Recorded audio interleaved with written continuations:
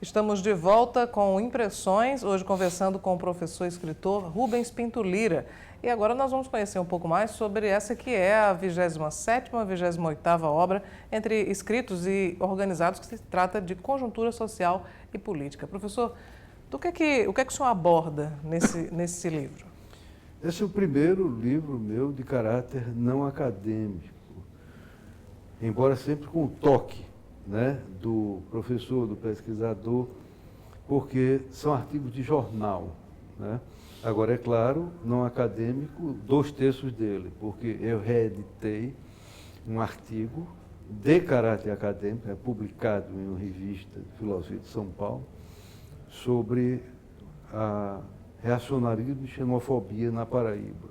Para a gente entender, agora, o livro é dividido em duas partes. Duas partes, é. Uma é esse artigo, que eu reeditei 36 anos atrás, em virtude de duas motivações. Primeiro, o resgate da memória, porque eu acho que se faz de maneira muito insuficiente isso. Se você não resgata certos episódios, ninguém mais vai saber que ele existe. É um episódio importante, eu acredito, na UFPB e pela sua atualidade. A questão da intolerância, né, que é o objeto da crítica desse artigo. Nós vivemos um momento de grande intolerância e de ascensão da xenofobia de forma impressionante na Europa, né? Eu mesmo estive em Budapeste há um ano, fui para um hotel e notava que estava sendo tratado com um quê de racismo, não é? E eles tratavam os imigrantes como fossem bandidos, está entendendo? Se você vai para a Europa, a direita em toda parte tem se fortalecido. Bom, então a xenofobia é um tema atual. Agora, naturalmente, o núcleo desse livro é a conjuntura social e política, né?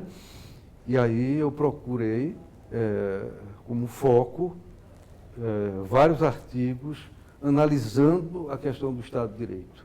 Quer dizer, no meu entendimento, as ameaças que pesam sobre o Estado de Direito do Brasil, notadamente com a politização da justiça, né, nesse processo todo de impeachment contra a presidente Dilma. Observou-se, independentemente de quem tem culpa ou não, da corrupção, certamente são coisas graves e poucos escapam, mas observou-se que há uma campanha midiática, não é? Que efetivamente teve um peso enorme em todo esse processo recente ligado à deposição iminente da Presidenta da República, mas associado a isso, setores da Justiça e do Ministério Público politizaram a questão, conforme nós sabemos, né? E a politização da Justiça é algo extremamente perigoso, porque se a Justiça, de uma forma ou de outra, vem a ter um papel autoritário, quer dizer, comprometendo a plenitude democrática, fica muito difícil você lutar contra ela e identificar, porque ela é um órgão, é um dos poderes do Estado de Direito e um dos sustentáculos da democracia. Então, esse foi um aspecto político, mas eu tratei de outros, né?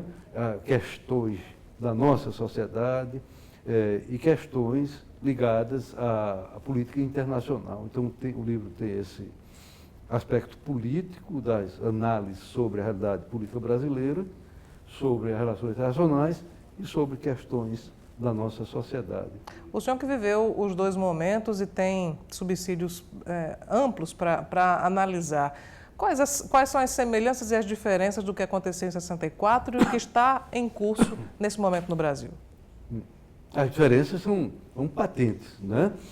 64 é um golpe militar. Aqui é um golpe, eu considero um golpe que foi construído desde que a presidente da República assumiu o seu segundo mandato. E aqui eu não defendo os méritos dela, sou um crítico de como o PT evoluiu. O que eu defendo é o Estado de Direito, né? E eu observei, desde o começo, uma movimentação intensa, isso você nota nas suas relações pessoais, no supermercado, na fila do banco, as pessoas já sem conhecer, sem saber com atitude agressiva em relação à esquerda, ao governo. Quem orquestrou, o mentor desse golpe? Eu acho que não foi algo que tem resultado de uma reunião entre o PSDB, um líder influente da Justiça ou do Ministério. Não, eu acho que isso foi uma articulação, por assim dizer, espontânea, crescente, não é?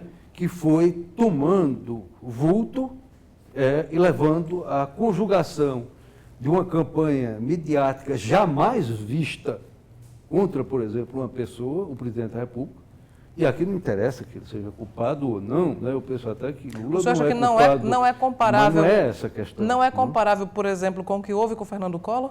Não, porque com o Fernando Collor toda a sociedade apoiou. O apoio... Veja, Temer agora vaiado lá, né? Com Collor acabou-se, né? Ele não teve sustentação nenhuma e depois ninguém reivindicou nada. Então, Collor teve, inclusive, uma base legal para o impeachment dele. O relator foi até uma das figuras mais ilustres, uma das poucas figuras que despertam o respeito assim, maior na política paraibana, que o governador Antônio Mariz. Uma figura extraordinária. Ele foi o relator do processo solicitando o impeachment de Collor. Collor teve uma base, um crime de responsabilidade. Que não tem, né? Claro que as interpretações podem ser quaisquer uma, né? Mas é muito difícil um Congresso dominado por pessoas investigadas, todo mundo sabe disso, mais de 50%, vai processar uma presidente que não tem um processo contra ela. Está entendendo? Reitero aqui, não defendo o governo Dilma, não defendo o PT, defendo o respeito à lei. Tá entendendo? Defendo o Estado de Direito. E aí, nos meus artigos desse livro, aliás, já é depois do livro, Estado de Direito e Consciência Democrática. O problema no nosso país é que nossa cultura democrática é incipiente. Então, é muito difícil fazer com que a população, mesmo seus setores mais ilustrados, tome consciência de que o Estado de Direito é fundamental ser preservado, porque a democracia é fundamental que ela seja preservada numa situação de crise e de descrença na política e nas instituições. É um perigo isto que está ocorrendo, porque não há uma mobilização correspondente para que se busque sustentar o direito à democracia. Professor, nós já estamos chegando ao final do programa, mas antes desse encerramento, eu gostaria que o senhor falasse de maneira objetiva, obviamente, porque nós não dispomos de muito tempo mais, sim, sobre esse episódio da xenofobia na UFPB, que teve a sua participação como crítico. Isso foi em 80, né? Foi quando eu estava botando os pés, chegando na universidade. E foi a partir daí uma das coisas que me legitimou para ser um dos fundadores da ANDE, dos seus primeiros diretores, o reconhecimento que a comunidade acadêmica teve a partir desse meu trabalho. Teve uma grande repercussão. A universidade estava sendo construída por Linaldo, chegou a ser a 4ª universidade do Brasil. O reitor Linaldo Cavalcante teve um papel extraordinário na dimensão que ele deu a essa universidade. Mas setores conservadores daqui se sentiram prejudicados, né? Porque ali não havia concurso e eles entendiam que os chamados alienígenas, que eram os professores de fora, estavam fazendo isso arbitrariamente. Então, na época, o presidente da Associação de Imprensa comandou uma campanha muito forte nos jornais contra os professores de fora, de maneira a desqualificá-los, assim, de forma lamentável. Então, eu fiz um artigo acadêmico, né, mostrando que havia uma campanha xenófoba, que o papel dos professores estrangeiros, que eram poucos, mas dos outros estados, é fundamental, e analisei o significado ideológico e político dessa campanha, mas de forma absolutamente impessoal. Inclusive, o autor o mentor dessa campanha, eu tenho um maior respeito por ele, né? E acho que apenas, digamos, serão posições marcadas pela época. Agora, eu acho que hoje ele reveria. A sua posição repercutiu nacionalmente na época. Porque aí a revista Veja foi ver que história era essa, né?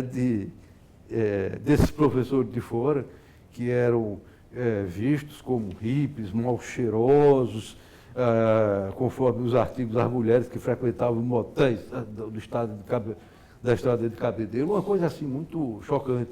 Sim. Então aí eu, junto com o Rui Dantas, respondemos com mais página inteira, né, os argumentos foram colocados e isso foi sepultado. Né? Agora foi sepultado, mas a questão da xenofobia ela é atual.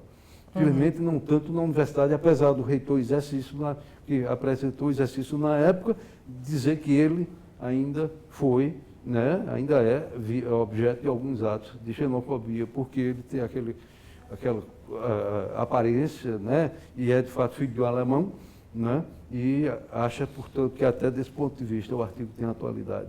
Muito bem, professor. Então, esse e vários outros artigos estão no Conjuntura Social e Política. Exato. Eu gostaria de agradecer muito, infelizmente nosso tempo já acabou, mas eu gostaria de agradecer muito pela sua presença, por todas essas informações aqui ao Impressões.